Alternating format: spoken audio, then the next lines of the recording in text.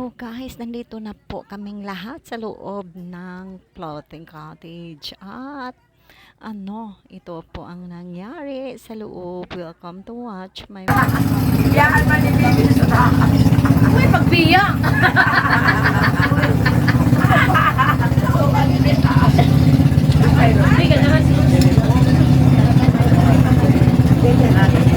Grabe si nang Willie Makalak. Naging bang buhi. Kuto na na pa sa kaong taas. Hindi rin nang, hindi rin mga hindi rin nang. Oo. Eh, gawas. Pagkuhan man na. Gawas man.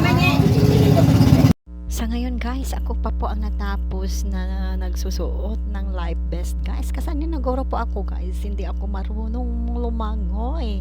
Baka pag abot doon sa gitna, malalaki na po ang alon at prepare lang po ako for what happened guys. So, mas mabuting laging handa. So, ito na po si Habibi guys. Hindi kasya po ang isinuot niya na life vest guys kasi pambata daw yun, hindi pala hindi pwede na ang pangbata, masikip pala guys. So namili po siya sa ngayon guys na maging kasya po sa kanya.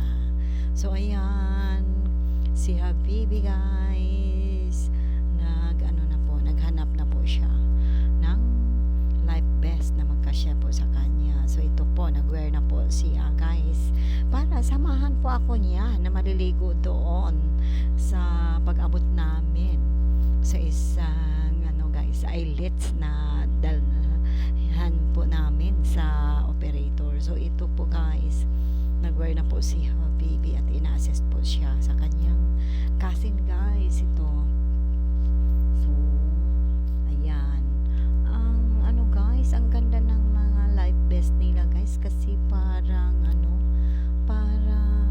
matibay. So nag-explain po si Habibi sa mga tanong-tanong po ng kanyang mga relatives.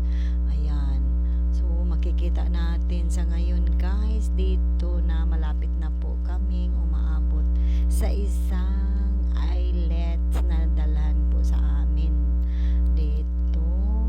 So makikita natin ang floating cottage na ito ay may maraming mga kagamitan. So para po sa mga voyager na maglalakbay po sa mga islets dito sa Taganaan, Surigao del Norte. So ayan, makikita natin guys ang daming islets. Ba't hindi kami siguro dyan? Kasi malapit-lapit lang yan.